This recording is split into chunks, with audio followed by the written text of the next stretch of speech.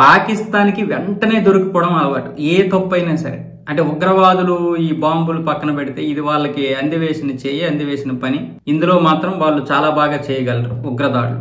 కానీ ఏదైనా టెక్నికల్ గా ఒక తప్పు చేస్తే వెంటనే దొరికిపోతారు. పాకిస్తాన్ టీం అదే చేసింది. రెఫరీ ఆండీ పైక్రాఫ్ట్ క్షమాపణలు చెప్తేనే తర్వాత మేము యుఏఈతో ఆడుతామంటూ మొన్నటి నుంచి ప్రగల్భాలు పలికినటువంటి పాకిస్తాన్ తర్వాత నిన్న యుఏఈతో ఆడేసింది. కానీ ఇక్కడ విషయం ఏంటంటే ఆండీ పైక్రాఫ్ట్ మాకు క్షమాపణలు చెప్పాడు, అందుకే మేము ఆడాము అంటూ పాకిస్తాన్ లో కొంత మీడియా ఫేక్ ప్రచారం చేసింది. అది అందరూ కూడా నిజం అనుకున్నారు.